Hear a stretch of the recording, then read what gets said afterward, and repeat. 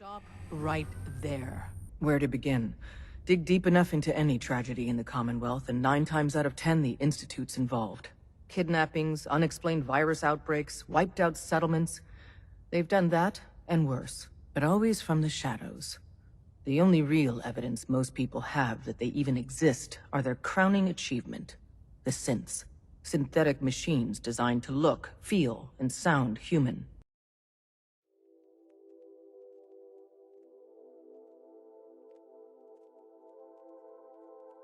Who? As mentioned in part 1, this part we're going over Bywords, the destruction and the gender inversion of Jacob and Edom.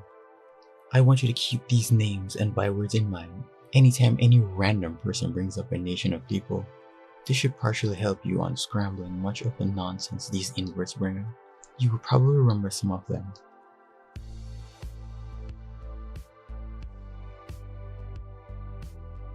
Remember always, everywhere was Ethiopia or India.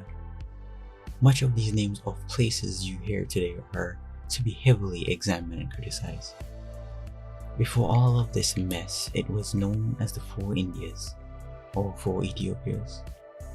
Some would say 3 Indias, but as we can already tell, everywhere has our family structures, no matter how hidden or buried. Before we get into the near full scope of Bywords, let's go over a very important point before I give you a glimpse of Atlantis. But now let's go over this so-called place called Mu or Lemuria. We will be back to Atlantis in this part, but that will be later on, as many things will start adding up by then. First, buried cities, forgotten gods. Just to quickly run through this T-Rex's bio, William Niven is a self-made, and I must say personally, a well-researched archaeologist, first starting doing out-of-the-way jobs, then moved over to prospecting in New Mexico with a friend. After wandering through various mining camps, they found a promising locality about 30 miles south of Santa Fe in the Gulari Mountains, where they prospected and worked small mining contracts. They found some gold and silver, but it would usually cost $2 to recover $1 worth of precious metal. Niven became an expert miner and could work 10 to 12-hour days with pick and shovel or drill and hammer. At 166 pounds, I was full of health and vigor, and it was fortunate that I had as much strength. We hadn't spent all our money. In May of 1881, it was discovered that the claim they had been working was part of an old Spanish land grant. Each man was left to fend for him, quote-unquote self, of course. Niven soon found work in a mine at Bernalillo, an about 10 miles distance. For 4 months, he worked as a regular miner at 200 floor level, earning wages of $4 per day. You get the point. Rough startup, everyday grinder. Niven took on 2 new partners, men named Ferris and Bonner, and in late summer 1881 started out with the Galaris Mountains in Lincoln County. The region purported to be rich in minerals. They purchased 3 burros, loaded them with a good outfit, and struck out towards the Ortez Mountains. From there they went across the plain to the Antelope Springs, where a Mexican rancher told them that some salt lakes about 15 miles square were between them and the Gillis Mountains. After a fruitless search for over an hour, it then being nearly sunset, they selected a campsite. They got up at daybreak the next morning and packed the burros, hoping to reach the Gillis Range. Niven proceeded to Chilpancingo, capital of the neighboring state of Guerrero, where he was graciously received by the governor, General Francisco O. Arce. Although Niven's primary interest was in the mineral wealth of the state, at the governor's mansion, Niven examined a large collection of antiquities, among them a number of clay pots, ornaments, and stone sculptures of a different than those he had previously encountered. Arce informed Niven that they came from an extensive ruin city near the village of Chipala, some 20 miles north and west of Chilpancingo. Niven determined to visit the ruined city with the assistance of Governor Arce.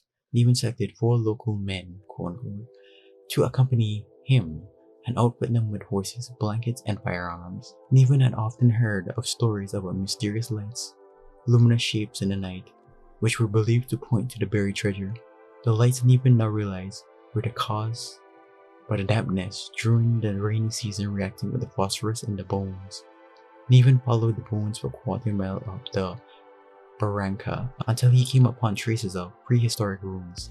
Spread out before him were the foundations of houses, regularly laid out streets.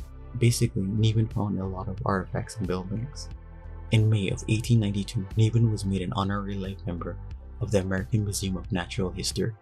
From a previous find at the Chapalan Yoruba Buena, broken walls, ruined buildings, huge in size beyond comprehension, gorges from 200 to 1,000 feet deep, whose sides are scarred with broken buildings, ridges covered with ruins of great houses, some of them larger than those of Milton. Niven eventually found the trails that he had followed in 1891. It must have been an immense nation that once dwelt here, and this city, or chain of cities, or district of feudal state, must have been fully as large as Babylon, or Thebes, or Memphis, or other famous cities of antiquity.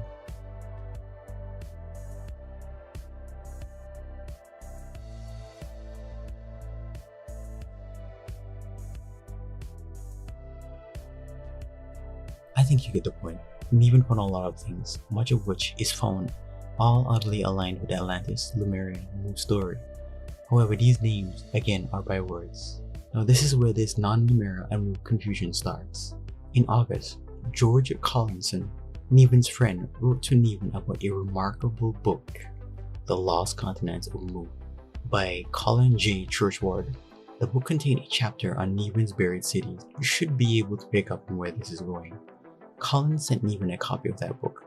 The scientist may not accept many of his theories, but it ought to have a wide circulation amongst the archaeologists in general who will find it most interesting.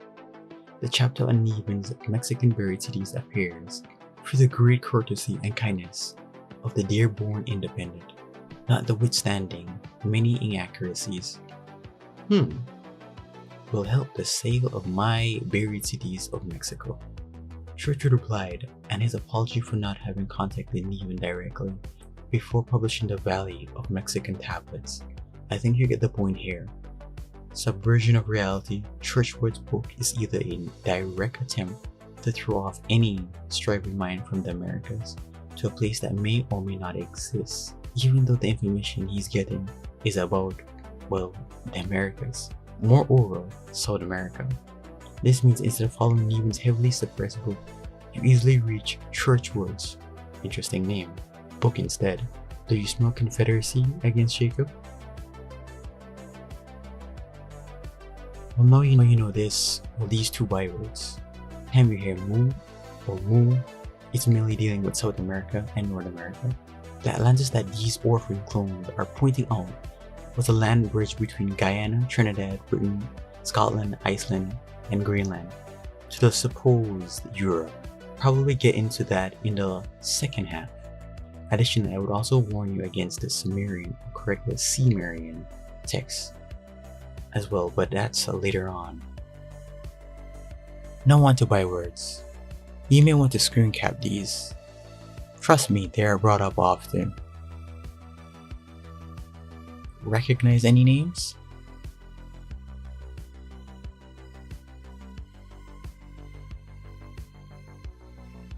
Let's take up Arab from this list.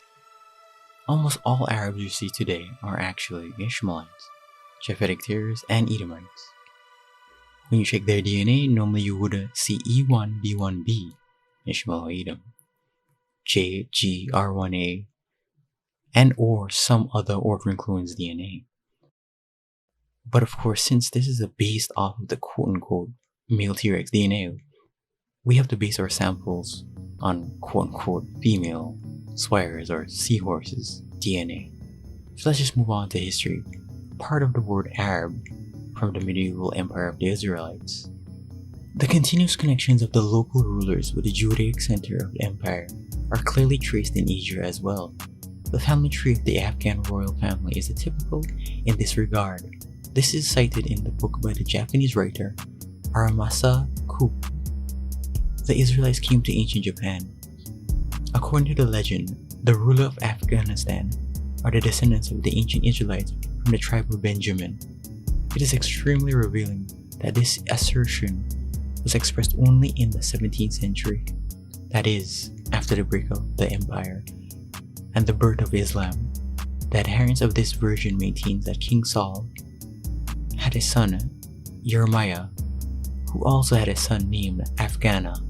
Jeremiah died approximately at the same time as his father, Saul or Shaul.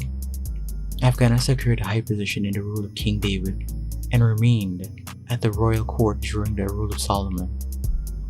400 years later, during the troubles in Israel, the Afghana family resettled in the province of Bor. They stayed here to live and went into trade.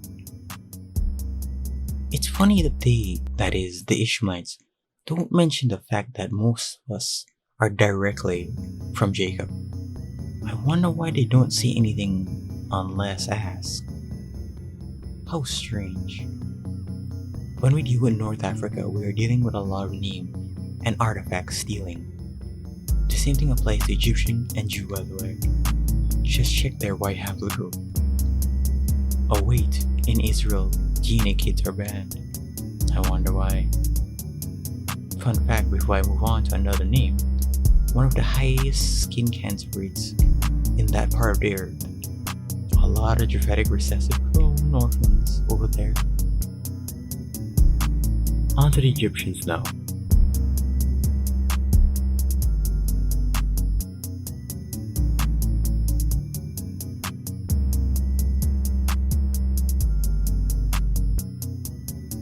You would not be able to tell the difference between either of these three. We will be reading from our race, its origins, and its destiny. If you remember in episode 1, I mentioned that much of the activity of today matches the quote-unquote old Egypt with Edom as a head, instead of Jacob, Joseph. Azariah, who was the son of Ethan, the son of Zerah, the son of Judah. Now Chakul and Darda were none other than the Cecrops and the Dardanus, the founders of Greece and Troy, and Hermon is the founder of Tyre. And to link the sequences to more modern times and show how Judah's scepter passed in prospect to the west even before the breach had fallen upon Varius, let it be pointed out that the Charcoal, or Cecrops, who was Nile to the Egyptian, was the father of the Gadhol who married Scotia, the daughter of Menemphath. Now Menemphath was Dardam, the son of Ramses II, who was Ryan, the son of Seth I, who was the Wali, the son of Ramses I, who was the Dardan, and the Darthan was the son of Duke Amalek, the son of Eliphaz, the son of Esau, the son of Isaac and Rebekah. But Gadhal begat Esaru, and Esaru begat Suru, and Suru begat Heber, Scott, who was the brother of Cadamus. Now Heber, Scott begat Bohem, and he Agahiman, who was the contemporary of Jesse, and Agahim begat Tai, and he Agahino, and he Laham, Theon, and of him Heber was a son. Now the son of Heber was Theon, or Adonan, in whose days Dido fell, and Theon begat Felbar and Gallus, and he knew. But enough. In the 18th dynasty, Egypt was a kindly cradle, but when Edom in the 19th got the temporary dominion, the process of shaking the yoke from off his own neck drove forth the nations to their destinies. In the schools of Egypt, with companions such as Haman, Shakol, and Darda, Moses grew in wisdom more than all. Not even Solomon is compared to him, but only his friends. Sounds kind of biased, even though the scripture disagrees. But to resume our proper task, which calls us back to the time when Moses was only 2 years old and still with his Hebrew mother. In the middle of this year, Ramses II began to reign conjointly with his father and reigned thus 5 years. Now he commanded the forces of Egypt and was a warrior. The Egyptians, while being of Ham genetically, are suspiciously identical both physically and spiritually to both Jacob and Edom. All three have the exact same skin tones, phenotypes, and bone structures. The only defining feature an Egyptian has is the very distinct goat beard they have, that is the Hamites, not the Canaanites. However, after so many Edomites and Jacobites intermarried with, especially Edom, guess who got the goat beard as well? So are you watching a statue of an Egyptian, a Jacobian, or an Edomite? Remember, Joseph and the gang basically overran Egypt in numbers, from the normally everyday individual to all facets of government. Only when Edom took over, which of course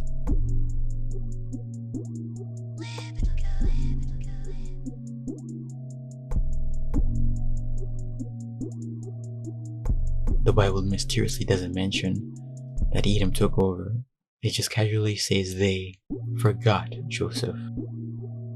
From a conquistador's perspective, if you were to come over here from Europe,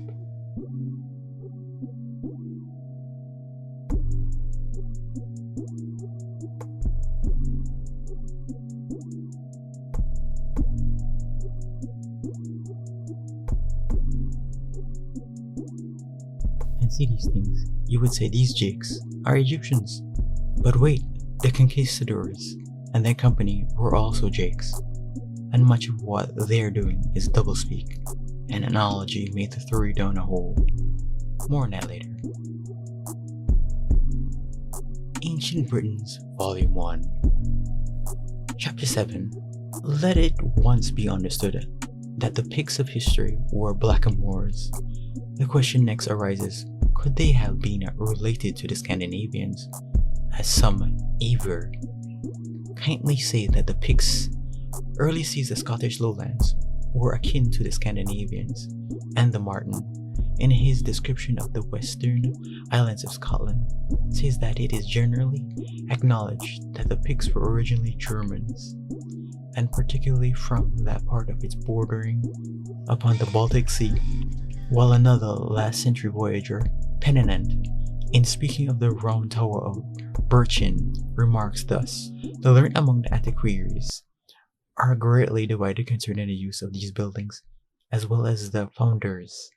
Some think them Picts, probably because there is one at Aberthy, the ancient seat of that nation, and the others call them Danish because it was the custom of the Danes to give an alarm in time of danger from high places. The writers I have quoted are rather old-fashioned and unscientific, but the opinions they repeat are held at the present day. Therefore, it becomes evident that some race of Scandinavians must have been Black Huns also, with the physical characteristics approaching those of the Pictish Moors, either in the Australoid or Mongoloid direction. And since the Mongoloid belt stretches generally north of the Australoid, it seems likely that it is possible the Scandinavian Picts belong to the former rather than to the latter type. There really happens to be a tradition of a Hungarian invasion of Scotland. Hector Boyce, in referencing to this legend, tells us that while some write that they were Hungarians, others say that they were a company collected from the Scots and Anglos. This was in the year 875 of the Danish invasion of Scotland, but this statement recalls the Huns proper, of whom something has already been said. They, it will be remembered, united in their persons the qualities of the two Greek types under consideration.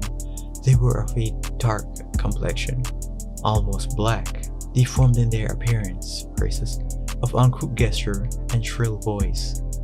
They were distinguished, says Gibbon, from the rest of the human species by their broad shoulders, flat noses, and small black eyes deeply buried in the head. And they were almost destitute of beards.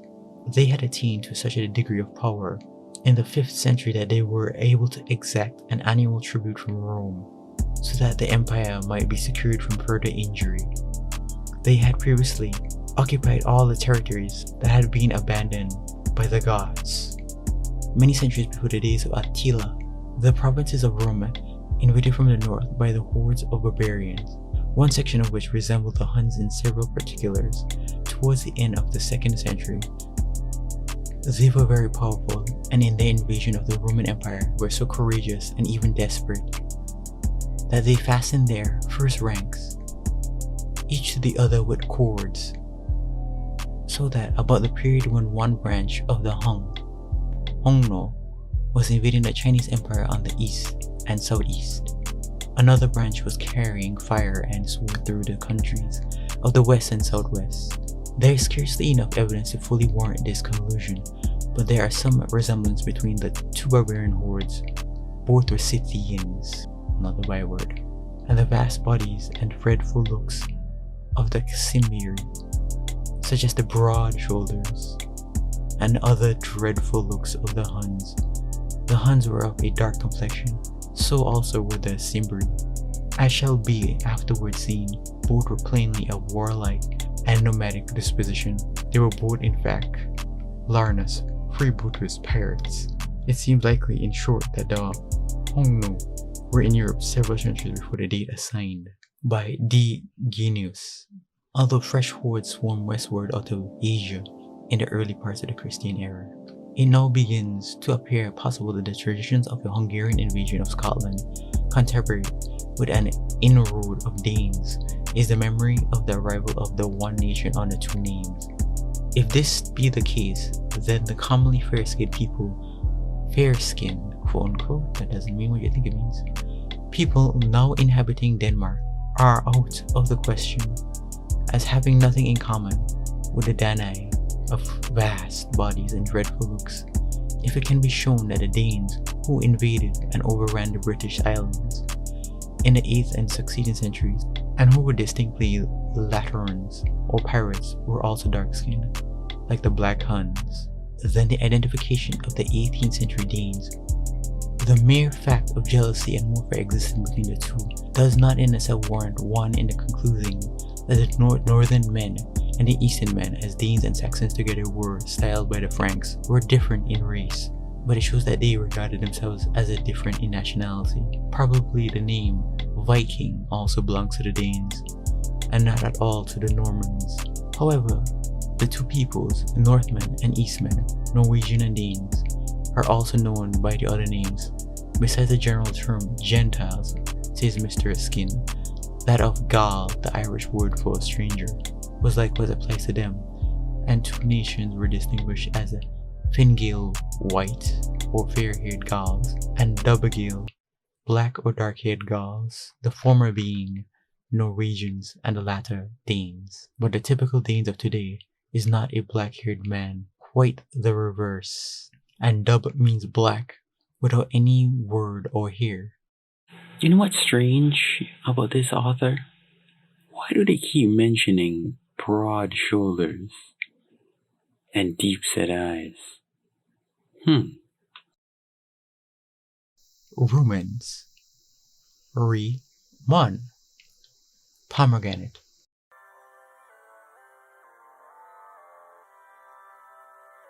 The Levitical dress code. We've been over Roman, but there is one word I would like you to recognize. But it seems evident that to find a period at which caste of the swarthy magi, druids, and soothsayers, akin to those of ancient Assyria, Persia, and Egypt, did not inhabit the west of Europe, inclusive of the British Isles, we must look far beyond the periods of Caesar's conquests.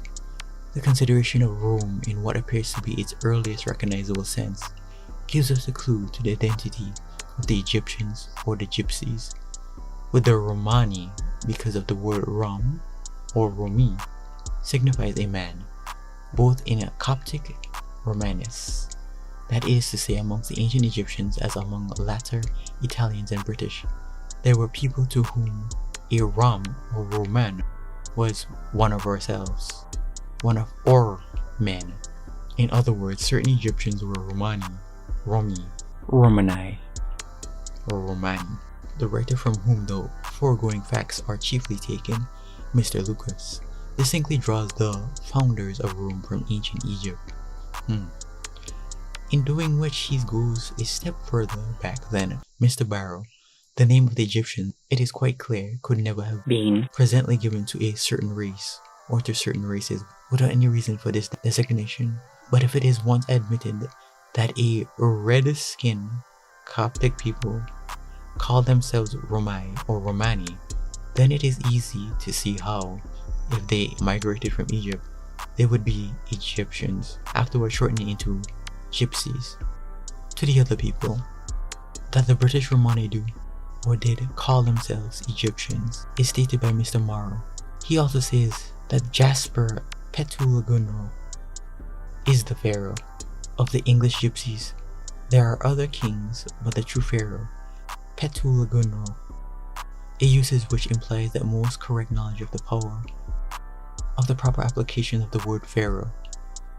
Remember, both Romans and Greeks, aka the Rhodonites, took over large areas of Kemet, old land of black soil, or black soil Egypt basically, as an invading faction.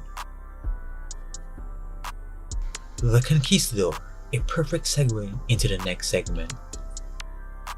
1 Maccabees 3 verse 48, and laid open the book of the law, wherein the heathen had sought to paint the likeness of their images. Now, from an outside perspective, from the information I presented to you from the last episode, how far away was this verse from today?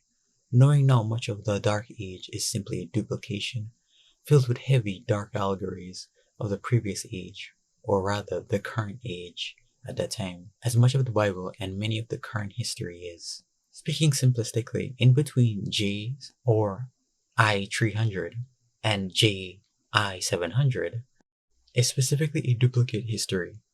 Assyrian and Babylonians are duplicate history.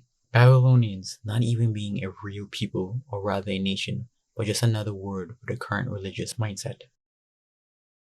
How far away from the current day would you say this verse is?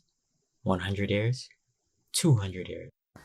How about just over 300 years from the Old Testament or New Testament?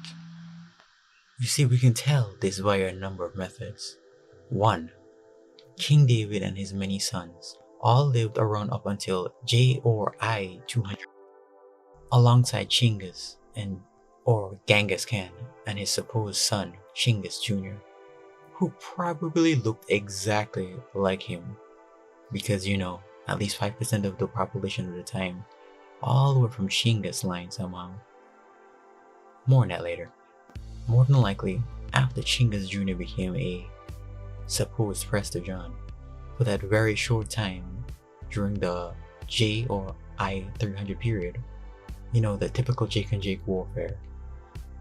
By the way, Chinggis, or rather Genghis, was a war buddy and a good friend, so much so Chinggis Jr. was left in the care of that particular King Solomon at the time, by which were King David's and the Solomons.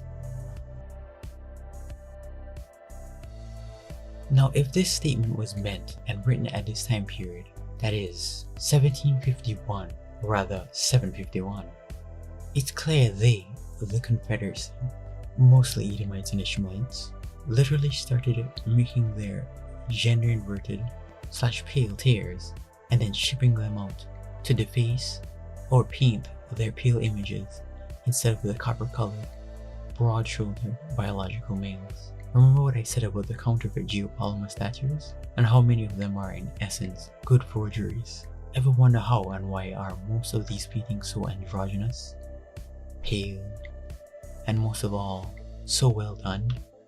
Almost like they are some form of mechanical, or dare I say, artificial algorithm, pushing out much of this garbage. Maybe sometime in the distant future I may go into it with you. Maybe. I mean, it's called whitewashing for a reason. The term is there. What are they whitewashing, even though they're not white and never will be? Just this time period and the fact that Maccabees is basically the last book before, well, nothing, unless you're dealing with the New Testament, which is knowingly analogical and astronomy. The trees.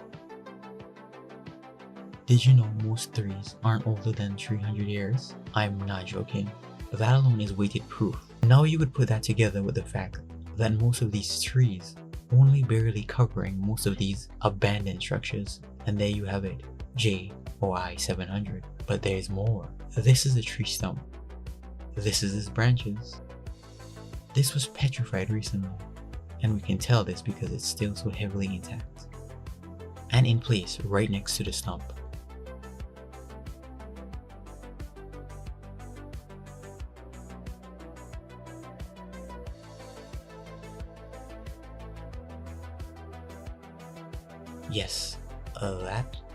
Yes, that's a large tree again.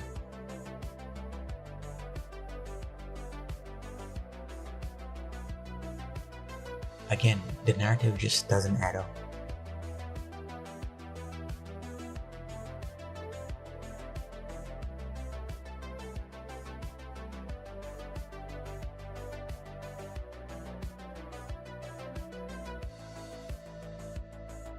Just doesn't match with hot facts, meaning that around 300 to 400 years ago, more than likely, that was alive and thriving.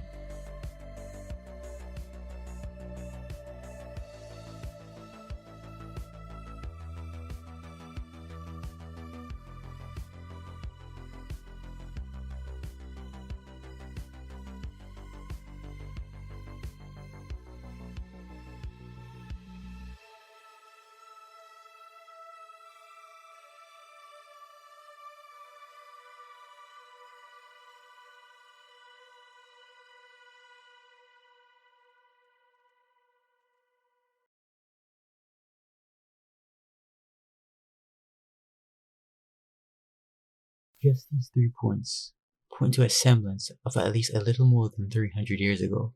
Some insane stuff started happening, and yes, I mean started, and it's still not finished.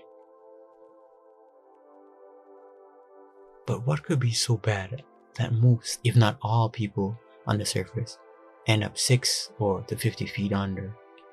Friction being the Black Death, the death of the blacks, the death of the Moors. The 2 witnesses lay dead in the street. An inquiry into the cause of the Black Death. Year 478, a great earthquake at Antioch and Constantinople. Many temples and houses thereafter fell down and exed multitudes of people. 1519, a comet appeared in the east, darting its beam to the west. The metropolis of Silica and Pompeii were both ruined by an earthquake. Year 526, on May 29, a terrible earthquake shook Antioch. In the time of Dinah began a fire which consumed what the earthquake had left. The fire raged 6 days, many thousands of people perished. The beauty of this noble city was defaced and destroyed. Year 528, November 29th, Antioch was shaken again by another terrible earthquake. Several of its buildings overturned, and 4,780 of its inhabitants were buried under the rubbish. 532, appeared a comet for 3 weeks. 535 was an earthquake at Pompeii, which swallowed multitudes of people. Blood rained from the clouds. A grievous mortality followed. 538, on the 14th day before the calendars of March, the sun was eclipsed from morning till 3 o'clock in the afternoon. The lands of Italy laid uncultivated last year, hence a great famine. A great comet appeared. Fiery battles. 540. Fiery battles with the abundance of blood were seen in the air, followed by great inundations in France from excessive rains. The Tiber overflowing made terrible slaughter. On the 12th of the calendars in July, the sun was eclipsed that the stars were seen. 543. An earthquake traveled over the earth. It destroyed Cyzicus and swallowed up half of it. 552. There was a great earthquake in Greece, which overturned many towns. Neporium Petra, Konora, and others. The sea also broke in and overflowed many places in Greece, and on its going back left innumerable unknown fishes on the shores. 554. So severe a winter that wildfowl and a great wild beast might be catched. 555. A pestilent disease broke out in the German army from bad air. Wet, bad food, like spears, were seen in the air from east to west. 557 or 558. Constantinople was shaken by a terrible earthquake which continued many days. The winter of 557, Rome had an earthquake, did it more mischief than any enemy had done it before. Kos was shaken by an earthquake, and in its city, Berytus fell down. 561. 563. This plague was preceded by often appearance of several suns at the same time. Other times the sun was quite darkened. A comet appeared the whole year together, darting forth its beams like swords. The heavens seemed all aflame, and several other meteors. 594. A great comet appeared a month together. 604 was a more severe, rigorous winter. The vines mostly died in all places. The seas was frozen, and the fishes in it. A great slaughter and in 600 had been a famine in France. 637. A great earthquake at Antioch. 638. An earthquake in Palestine, and for 30 days together like a naked sword was seen in the sky. In 639, a comet in the east called Docatus. 640. The plague raged in Syria. 714. The Turks besieging Constantinople were consumed by famine, cold, war, and plague. Then the sea, boiling up with a tempest of fiery hail, burnt all the ships but 5. What's this? I-77? Besides that, was a most severe winter, so that in all the earth was covered with snow. 30 days, most animals perished. The same year the Tiber II overflowed Rome, that in the lower places it ran over the walls, overturning houses, laid waste lands, and destroyed corns. 727. Another island was thrown up in the sea between Thera and Thebra by an earthquake and convulsions and conflagrations. This year, 2 comets, one went before the rising sun and the other followed the setting sun. On the 18th of the calendars of September, there was a total eclipse of the sun. A sore plague raged in Syria. 734. On the 2nd of the calendars of February, at the cock crowing, the moon appeared red as blood. 735. The heavens seemed all on flame. Year 743, an earthquake and a burning drought. A comet in the north. 744, a comet in the north. Ash rained from the heavens, an earthquake in ports of the Caspian Sea. 745, a comet appeared in Syria. To the calendar of October was gross thick darkness. Afterwards, Palestine, about Jordan and all Syria, was shaken by an earthquake. In January, the plague broke out in Sicily and Calabria. 746, in January, there was a great earthquake in Syria, which buried innumerable people under the rubble of their city and towns. Some placed the darkness at Constantinople, the earthquake in Syria, and the comet this year. 764. There, shelves of ice did great mischief to the walls of Constantinople. The March after was a continual fall of stars. This was followed by an excessive drought. 765. The famed meteor appeared in the air this winter, as in January 745. 766. It rained blood 3 days. Then a plague of venomous flies, which slew much people. 767. So great a drought in Tarbisia, without either rain or dew, that all spring fountains and rivers, Constantinople, were dried up. 776. In Constantinople, time fell out. Several remarkables. At Constantinople, in the middle of August, was 6 days darkness, so as people were obliged to use candles at midday. This was followed by such a plague that there was a seer room. The city being almost depopulated, the emperor was obliged to bring people from Armenia and Syria to repopulate it. Syria was so shaken by a terrible earthquake that it not only threw down many houses but removed entire towns from one place to another. Others it threw down from the tops of mountains to the valleys with any confusion. The winter afterwards was so hard that the Euxine Sea was frozen over the ice 30 foot or cubics thick. People could walk 50 or 100. 775. On the ice fell 30 cubits deep of snow. When the ice broke, it appeared like great mountains on the sea. which demolished and carried down whole villages standing on the shore. This winter was succeeded by a so effective hot summer. 782 or 787. Blood rained from heaven and sprung out of the earth. 778. Strange fiery meteors were seen in the air in England, followed by a famine and a Danish invasion. This year, or Anal, was a fearful earthquake at Constantinople.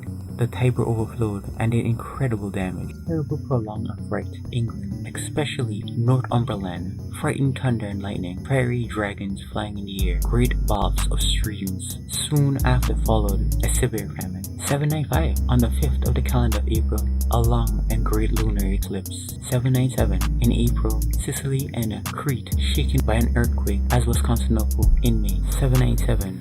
Irene, the Empress of Constantinople, having butchered her son, Constantine. The sun was dark 17 days together. Sounds very allegorical.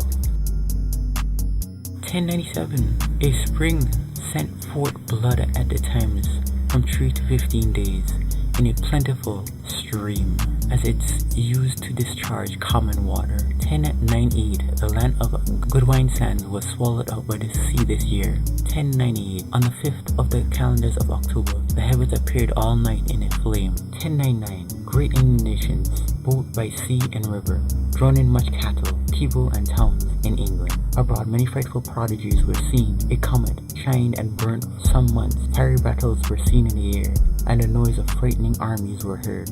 Bloody arms were visible in the air.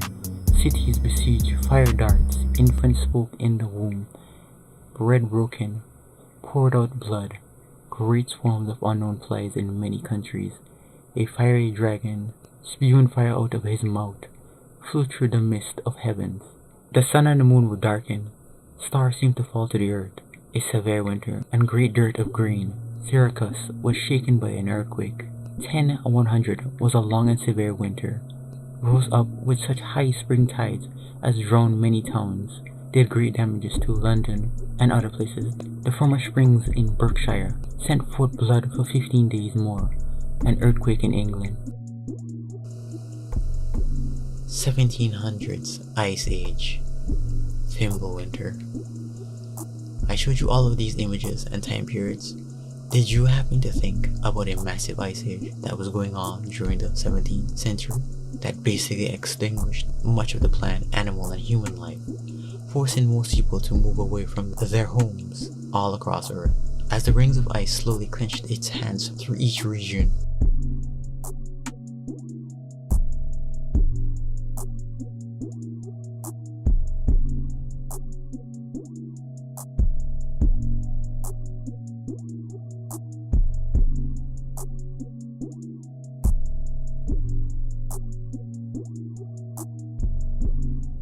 Did you ever think that while all of this is going on, there was a massive ice age? Ishmael migrating in the 1700s. This explains why some very odd places you will happen to find glaciers just laying around in the sun.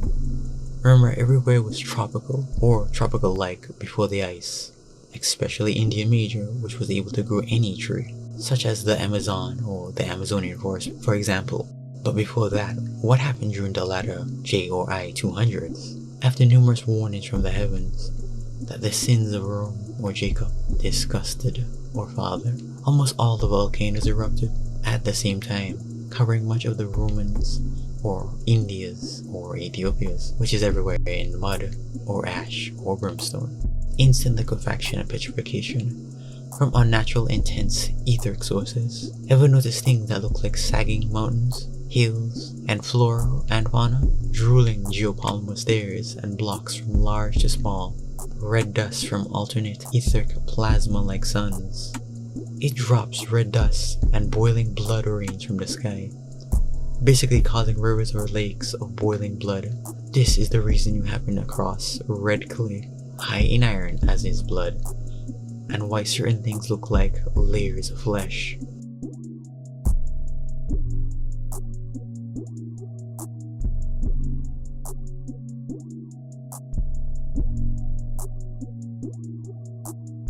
Yeah, scarily in a lot of places. But it's best to get specific with this now. How about Africa?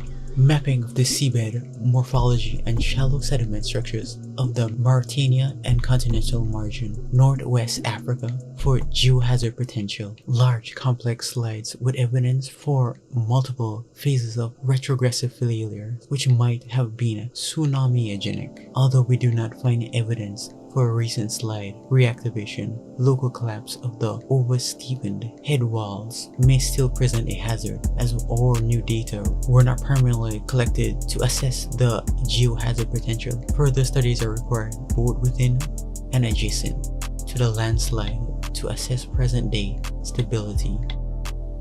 During the early Holocene and preceding late glacial period, the climatic regime in the Sahara Desert was very different to the present day, with numerous river supplies, clastic sediments to the outer shelf. These and similar conditions in the early times have contributed to the formation and the maintenance of numerous submarine canyons, gullies, and channels on the margin.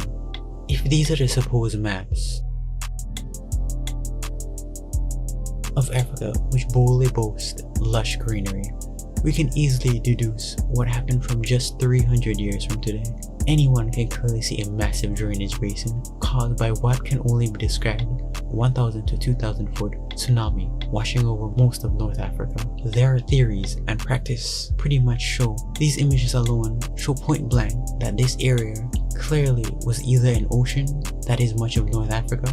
However, with the in-your-face evidence of sand and salt draining to one side of Africa alongside the dead marine life, it's evident what happened. But of course, there's more. We can easily tell that this event just happened. As we can see, the volcano erupted and the lava was washed away. And again, there's more. This is the famous yet hidden Eye of Africa. Whatever structure was here was turned to a glass plane. The level of direct energy needed to do this is insane. Keep in mind that this is most definitely a personal attack from someone on high. One thing to note about North African sand is it's mainly quartz sand, like around the supposed pyramids. It will take you years to dig much of that up because of how deep that sand is. Years. Likewise, the salt in this area as well. Quartz, if you don't know, is a blunt sign of decimation from intense heat, meaning anytime you see or hear quartz, it means something was pieced out of existence. In Africa, all you see now is pure defiled death, alongside any red clay blood like dust you find. Matter of fact, that inner area around North Africa was affected. Sudden mud flood around the later part of JOI 700. More than likely after 1776-1777, there was a mud flood event that covered there, hence as well the new trees. We can tell not only was there one mud flood, but that it repeatedly happened. Take for instance this image. It shows the 1800s and this recessive clone is clearing the mud. However, it shows 1800s, not I-800, meaning before editing the building started taking place, this mud event took them, supposedly.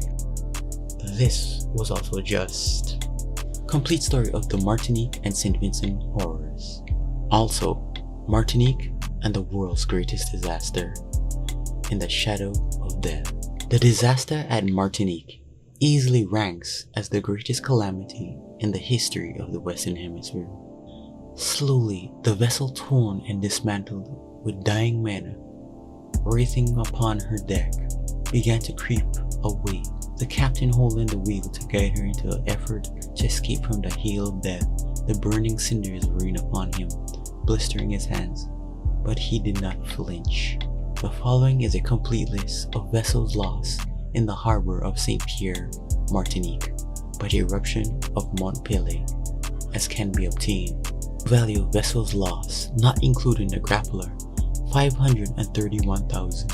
The streams of fire that destroyed St. Pierre came from the side of the mountain, which opened and closed, leaving large and very deep crevices near Makuba and Grand Riviere.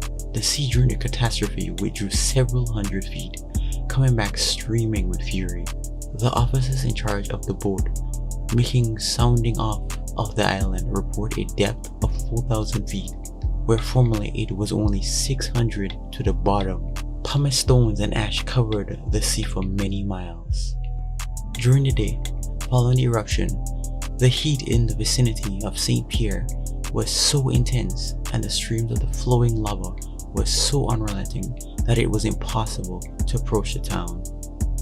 As evening came on the French cruiser Suchet, after a heroic battle with the heat, suffocation and sulfur fumes succeeded in making a dash towards the shore, nearing the land enough for her to take off.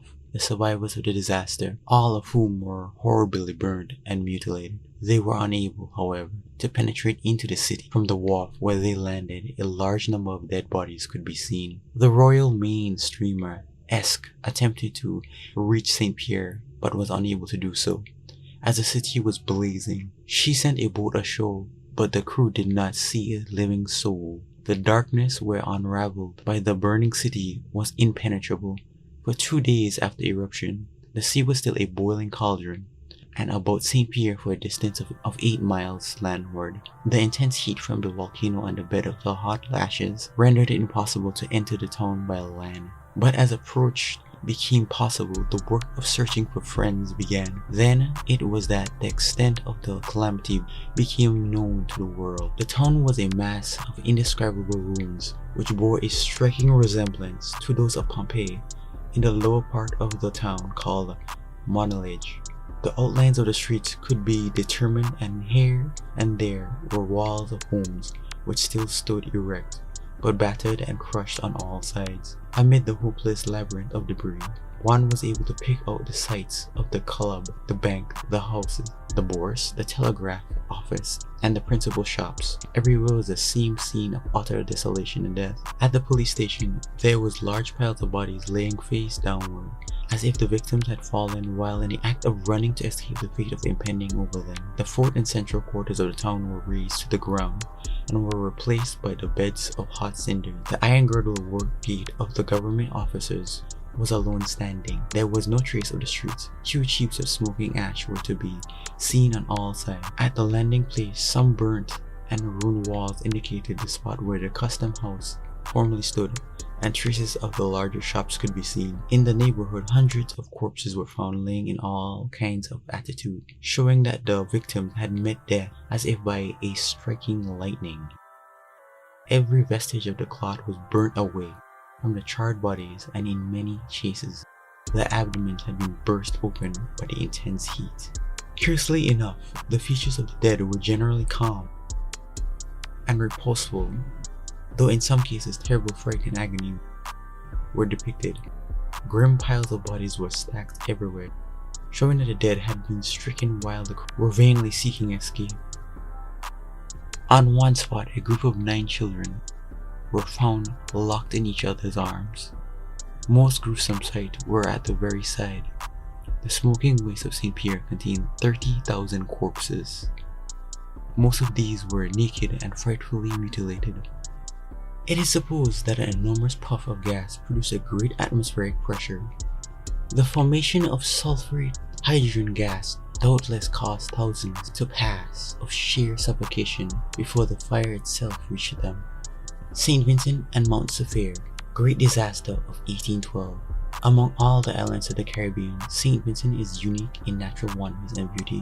It was the Great Sevier on the side of Mount Garo that broke loose and wrought havoc on April 27, 1812. Mount Garo, situated in the northern part of the island, is about 5,000 feet high, and in its flank is an immense sulfur pit similar to that on Mount Pili. Other great volcanic upheavals had occurred in the 18th century of St. Vincent, and there was vague, inconsistent traditions of one in 1718 which tore Mount Garo to pieces, and there was another severe one in 1785, greatest event in history of the island. But of the great one, April 27, 1812, the accounts are entirely authentic. It is the greatest event in history of the island. For 2 years prior to the outbreak of 1812, the earth had been disrupted by great convulsions all about the southern shores of the Caribbean Sea. The American Mediterranean, as it sometimes is called, on March 26, 1812, the Venezuela coast was severely shaken, and the city of Caracas knocked into a heap of ruins in which from 10,000 to 12,000 persons were axed. A roar, or rather a series of appalling explosions and roars, continued through several hours, and were heard in Venezuela and Barbados.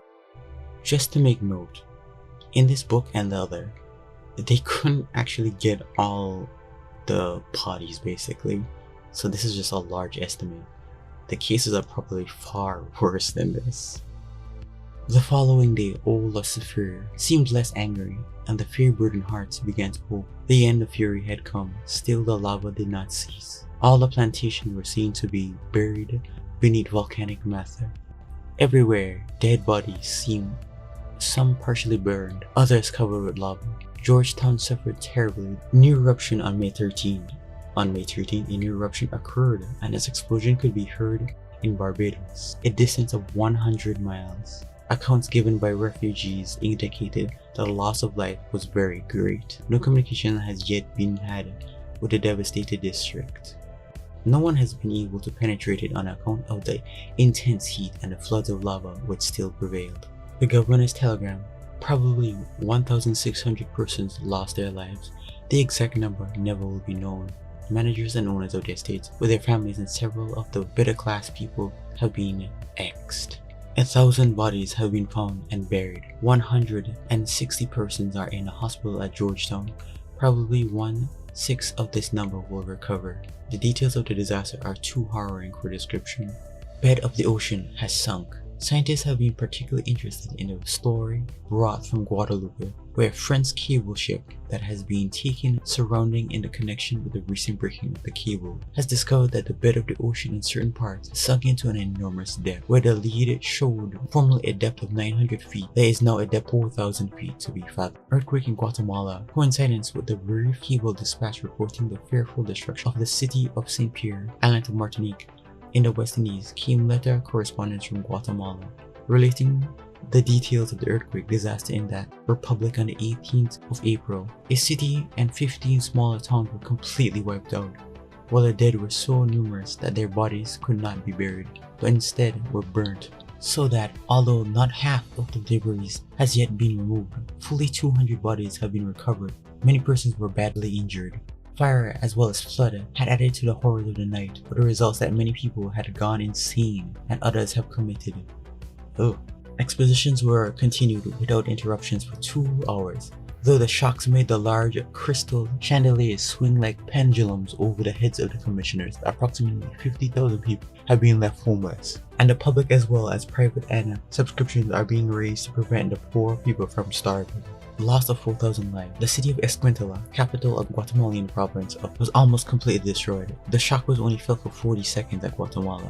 At Escuintla, the shock was felt for almost 2 minutes and houses were cracked and destroyed, hundreds being buried in the ruins and struck by the falling timbers and stones. The loss of life was variously estimated at from 3,000 to 5,000 in the city of Escuintla. The city of Escuintla had a population of 10,000 people before the shock, which cut ravines in the field and shook many of the city's houses and buildings to wreck. The greater portion of these were left homeless and in distress as a result of the shock. The bodies of the victims were being dug from the ruins of the homes and picked up from the streets by soldiers and others. Carts were being heaped with the corpses, which were buried in the trenches. In San Jose, the capital of the central province of Guatemala, 1,000 buildings were destroyed by the earthquake and 3 people were X'd. The stories of the death and destitution were coming into San Jose from all sides before the Grafton sailed from the 2 days after the earthquake. The worst stories being received from Escuintla, which province suffered the most. The number of homeless in Guatemala as a result of the destruction caused by the earthquake was computed at 30,000. It is feared a famine will follow. Ratalubin, Guatemala destroyed. The towns of Ratabulin, situated in the foot of the Mount Tacona in Guatemala, was buried under a mass of lava, stones, and ashes thrown from the volcanic crater. 1,000 of its people perished. Montocana had been relentless ever since the great earthquake of April 18 was destroyed the city of Quetzaltenango. For weeks, a black pale of smoke hung over its summit, and the glare from the crater frequently illuminated the sky. Many of the inhabitants of Ratilbin fled from their homes to places of safety. Tidal waves at Jamaica. Colimi volcano awakes. Momotombo grumbling. This kind of crazy thing was happening to much of the Americas, yet for some reason, almost nobody really talks about it. Even though the body count everywhere then was so high, they just buried over the bodies. left them in the destroyed ruins and built over them, or just burnt the bodies instead. These mountain forming or destroying earthquakes happened overnight and near instantly. These ruins of the destroyed buildings, the mysterious stock market crash, the things started adding up. Then years later, you have recessive babies in incubators, really starting hitting home. Again, notice a parallel narrative that million supposed natives are passing. What's really interesting is that lightning part. You may ask why. Remember, anything from 1920 down could be an allegory. A third omen, a temple was struck by lightning, a thunderbolt struck it. It was only a straw hut, a place Tuzun Mulko, and that name temple, it was not raining hard, only drizzling. Thus it was considered an evil omen. So it was said that it was a mere summer flash, nor was there a thunderclap. A fourth evil omen, there was yet sun. When a comet fell, it became 3 parts. It began there in the west, and it traveled there to the east, as if showering glowing coal. For a distance it went, extending a tail. Far did its tail go, reaching, and when it was seen, great was the outcry. It was as if the din of the shell rattled. A fifth omen, the lake water foamed up. The wind did not make it foam. It was as if the water boiled up, with a crackling sound. Very far did it go as it rose upward, and it reached the bases, and it flooded, it crumbled the houses. This is the great lake, which stretches about us here in Mexico. A sixth evil omen, often was heard a woman going weeping. Loudly did she cry out at night. She walked about saying, "My beloved sons," and on and on. But our focus is a comet was seen in the daytime by Montezuma, followed by a bunch of natural disasters. A column of fire had appeared every midnight for a year, and 2 temples were suddenly destroyed, one by lightning unaccompanied by thunder. These and other apparent inexplicable events seemed to presage the return of the Aztec god Quetzalcoatl, an unnerving effect on the Aztecs. Understand the seriousness of the situation. It is noted not just in these references, but numerous ones. It seems during these disasters that lightning specifically, with the living comets, seems to be specifically targeting people just like Martin Lee, St. Pierre.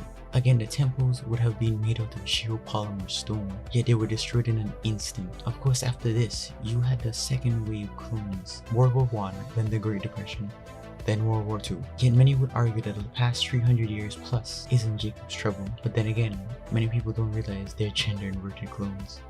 Or do they? Yet a greater question looms in the back of our mind. Wait a second. Aren't we all in serious danger? As this was, and still is, Jacob's trouble? And the answer to that is yes. No, this mere present 75 years were merely just the eye of the storm. Yet these people think that they are so safe, so decadent, so self-absorbed, not realizing that they are being carefully watched. But this leads us to our last part of this episode. Remember, do not trust no parent or any grandparent.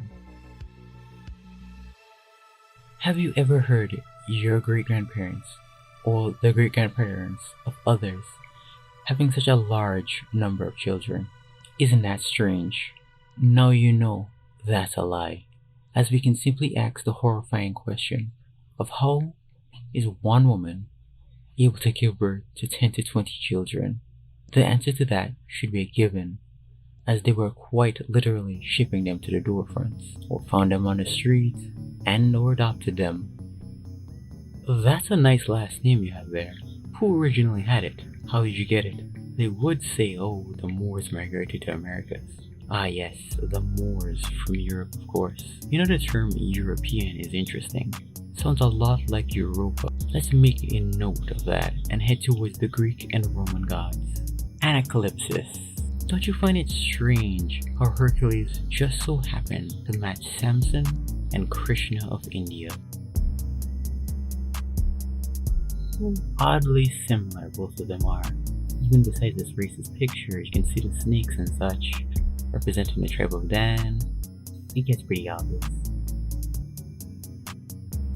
By the way, if you don't realize, the blue is highly racist. They do it just to say that the person wasn't swarthy in essence. Now remember what I said about Danius and Cadamus. 12 Greek gods, 12 tribes of Jacob. How about Zeus? The Greeks, the Danites, made from Jehovah their Zeus. If Solomon of Syria, the wise, were a Buddha, one of the 14 Salamai, or the 14 Minos, or the 14 Mahabhads, all supposed to be incarnations of divine wisdom, we see why he was so celebrated for that virtue. He was the son of the shepherd, Dud, who was the son of Ice, who was the son of Obed. I think Dud was a corruption of Yud, as Akas became Bacchus, Aeneas, Denius, Zeus, Deus, Zanacle, Danacle, or Danacle, Zanacle. Ice is the male Isis of India. Obed is the Syrian Obad, or Abad, the Buddha. The Persians had a title for Solomon, equivalent to the Greek, and implying universal cosmocrator. Byword this, byword that. You get it. 12 constellations, 12 tribes of Jacob. The Prestigians of Ethiopia, priest kings of everyone, all the kings and queens coming to Solomon, sheikhs from afar, like Queen Sheba, stuff like that. Side note, praying to Zeus, praying to Judah. I find that rather disturbing. Praying to the head of the tribe at the time. Notice the amount of spears and weapons on many of these allegorical paintings, pointing to the fact of the near godlike people, almost as if the rival Jakes and Edomites had near full control of all Earth's rings. From a Gentile's perspective, they would view them like Zeus on Olympus, or Judah in Jerusalem. 1,000 years of Christ will be 1,000 years with David's and Solomon's. And oh yes, from what is written, they, that is the last 2 generations before the fall, had the fountain of youth, as crazy as they might sound. Hence the 1,000 years of Christ's reign. Makes you wonder what's really going on the ground. Make note in your mind, after somehow all the males died because of Babylon or Assyria, a fake and duplicate nation by the way, Babylon which means religion, so Babel, confusion. The daughters of David and the prophet were near the only survivors. They headed over to the supposed Europe. They met the missing line of Zeus, Judah, with a number of Danites. Dan symbol is known to be a phoenix or a bird. Totally not eugenics going on. But of course, why am I bringing this up? You see, Europe is Europa. Europa is Aruba. Which brings us to Artemis. Behold, Artemis. At a certain point, it becomes clear much of history presented is a clear allegory, to which much of Jacob turned and killed their lord, Prester, John, one of Solomon's many sons at the time. The allegory in the Bible, they put Jesus, Azus, Zeus, with a wound at the side, hanging from a tree with the thieves. Sounds oddly as well like one of David's sons.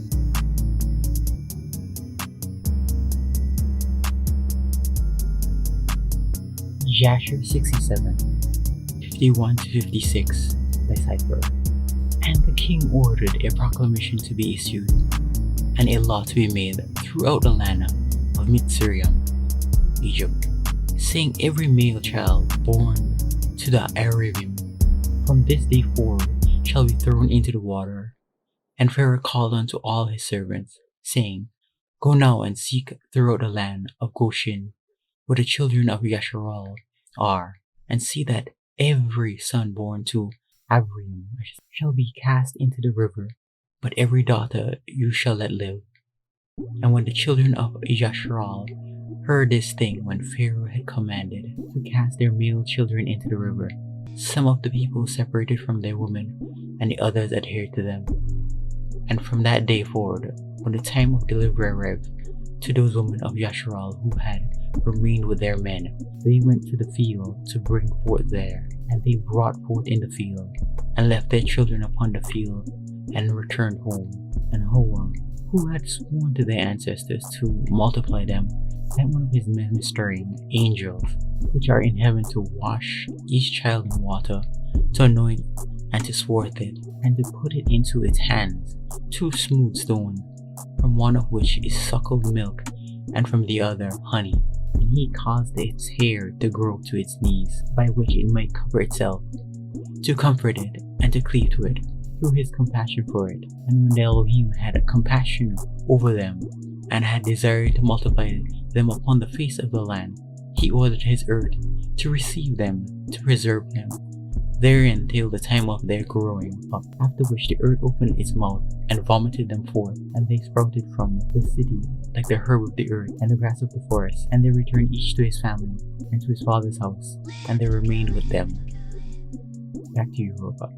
The unchained androgynous Statue of Liberty so happens to be set up around the exact same time the incubator started. Then in 1892, the clones started rolling in from Ellis Island, from suppose France. You see, there's a major problem here. Benjamin Franklin mentioned this, yet we are still seeing this. Remember now that most of the population just didn't make the cut, plus the number of images with fake people, no shadow walking about these empty cities. It should be obvious to you. Anytime you hear Europe in most given contexts, in much of the books I read, or you hear in general studies, they mean Europa, or rather Artemis, as in a group of Jacobites or Edomites, butchered so hard, they are forced to be brought back via Artemis, the machine womb. How would something so obvious be hidden to you? It's almost like there is a consensus among people to hide this from you, almost like a confederacy. You see, the thing that many of these Amazonian orders revel in the act of the wound. The wound, you ask, would be Zeus or Jesus, the stab by the Roman or the Jacobean soldier. The wound represents the maimed flesh of a biological copper-skinned, broad-shouldered male, effectively turning the biological male's flesh female in essence, yet keeping the bones female, skull and bones. It's quite disturbing when you can actually see it. The wound at the side of the Adamite to make Eve.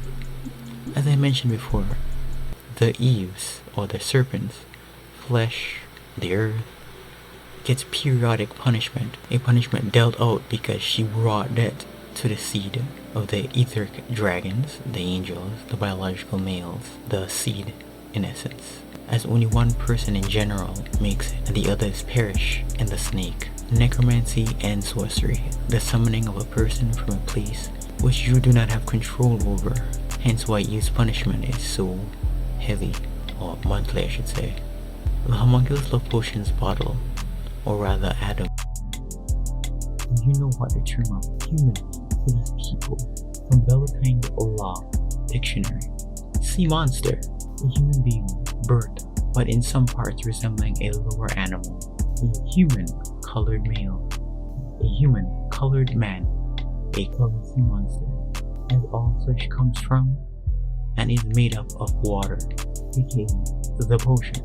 We are all subhuman to the original copper skin, or ruddy, broad-shouldered Adam. Instead, we have been made into a lesser version of Eve or Mary. Bitterness. Ever wonder why, anytime you ask a Japhetic Ashkenazi or any Japhetic person about why they don't portray biblical figures as copper-skinned or boxwood? If they don't run away, they say skin color doesn't matter, yet all the images in their homes are of a pale individual. Why is that many Christians are so persistent with this false idolatry or false ideology? You see, in the Ashkenazi's view, the R1A, the white haploid, is a Levitical DNA, and guess who has a large percentage of it? Of course it's false, like I mentioned in the last episode. It's clone DNA, plus the gendered version. Not to mention the other Japhetic DNA strings. You'll start realizing most of these people are Gomer and Magog. See it, but it says up there that this is the 4th of March, 2022. So in 1914, there was a revolution in Russia. 1914. 3 years later, the Khazarians out of Ukraine, where am I at here? Out of the Ukraine, the Khazarian mafia out of the Ukraine took over the Russian Revolution through several of their agents, including Vladimir Lenin. Okay, so when that happened the revolution happened in 1914. For 3 years, they held the Tsar and his family captive. And we're in the process of rebuilding the Federation of Russia at that time. This is 1914. From 1914 to 1917, even in the midst of that revolution, even in the midst of the Russian Revolution, the very, very heart of it all going down, Russia had the most effective agriculture system on this planet. Russia fed most of Western Europe and a great deal of Africa and Asia. Russia was the breadbasket for the planet. It was the most efficient production system we've ever seen for food. It has never been equaled on a calorie in to calorie out basis, okay? And in 1917, the Khazarian mafia got really, really, really pissed, and they moved out of Ukraine. And they went into Russia, and they called themselves Bolsheviks, and they took over the Russian Revolution, and they destroyed that food system, and all of the people, 2 million plus people on the outskirts, and 12 million people in the greater Khazarian area, Ukraine and so on, and Kazakhstan and all of this, 12 million people in there died from starvation. It was twice the claimed death rate for people killed by Hitler. And you don't ever hear anybody talking about it because it was the Khazarian mafia, the Ukrainians, taking over and doing their fish here that caused this. Here's something you need to know about the Khazarians, okay? The Khazarian Empire extends, this is the former abroad, that's not going to do it. Anyway, so we have here, there we go, better. We have a Khazarian Empire that at one point went over, there we go, into the northern part of India. And we know this, that in spite of the formalities that said that the old Khazarian Empire ended in this area here, we know it extended over as far as this boundary here, because there are persistent historical, they're inculcated into our expressions in all of our languages. So even in Chinese, so in China, there phrase, this expression that you had to watch out for. The names had this phrase, this expression that you had to watch out for, the name stealers. We have that same expression arising from Europe in 800 AD. That was when it was written down in 800 AD. It was written down in Europe. Watch out for the name stealers. Don't have anything to do with them. All of this kind of stuff. You're just going to get into trouble. And the name stealers here that are being referenced, and the name stealers referenced in China that goes back even further than that at 800 AD. Now, this was written down in 800 AD. They may have had it for 1,000 years before that as part of the heritage in the Codex Oralinda. This is where I'm referencing it, right? But it's written down in other areas, in other literature.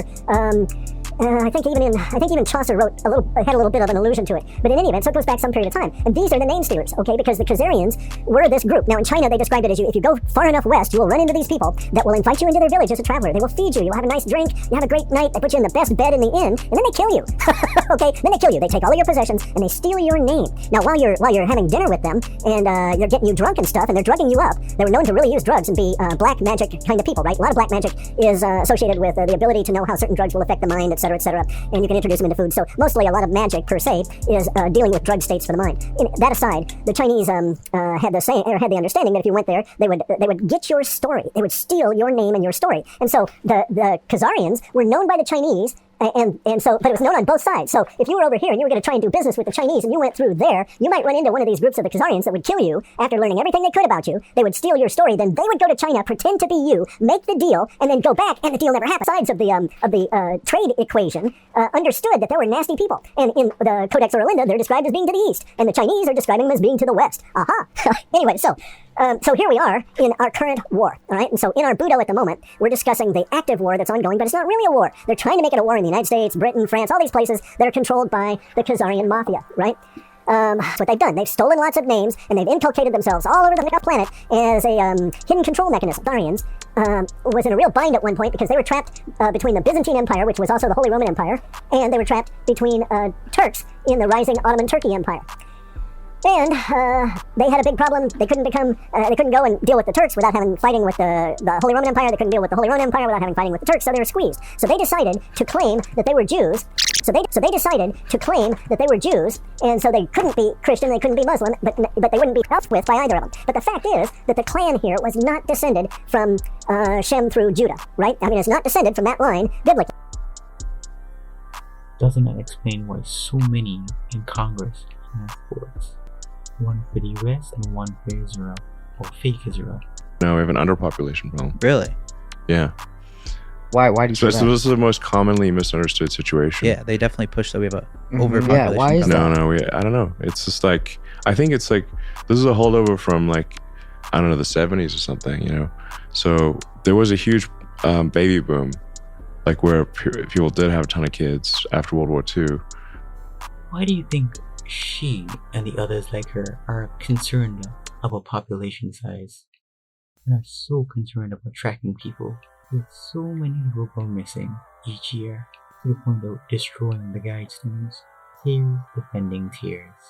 The Christine colored and the non-colored would agree they are not from apes or pig hybrids. But why do they go against it? Tears defending tears. They know if Egypt's kids pass on Edom's little season ends. You see, they're all converted against David, the red and the blue, instead of the royal blue, that is purple. That is King Solomon, the biological, copper-skinned, broad-shouldered male. What Edom is trying to present is everyone prior to us is stupid, even if it shows that Solomon is the smartest person to ever live, as in ever, or rather the Solomons. But back to the Confederacy against you. Since both of our situations are different, let's dig into the hypocrisies of the new human. I want you to reflect on the babbling biases of Edom's busy-bees. In my case, when I approach or view a human tear, what I see is this.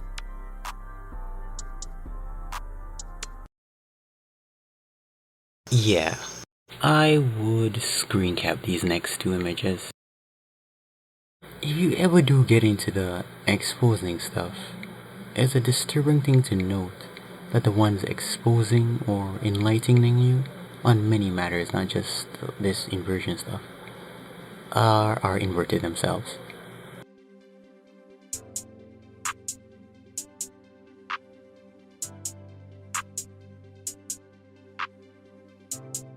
Example number 1.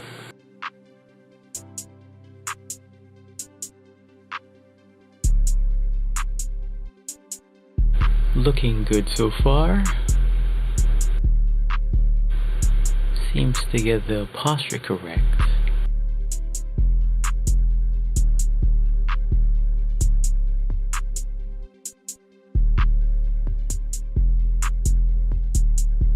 Male belts and a job, by the way.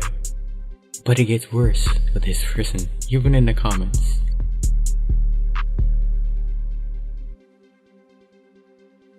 Someone in one of their other videos actually called them out on it. Pretty funny.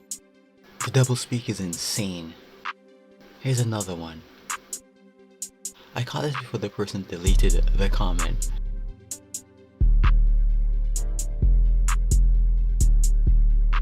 Now, after months, that first channel recently came out with seems to be most people's skeletons nowadays. And the comments are hilarious with the self-exposing. You would have gender-inverted people commenting about how these other people are inverted, but not them. In essence, you now have seahorses, Ray Martins exposing male to females, castratos, and roided female to males, or other natural inverts. Sorry, the technical term for seahorse is swire. Yes, it's a real thing. Likewise, there's intersex, which is the worst version of disease. You can go to the furthest reaches in the most inclusive tribes, and you will realize that many of them are now gender inverted, Japhetic, or pale.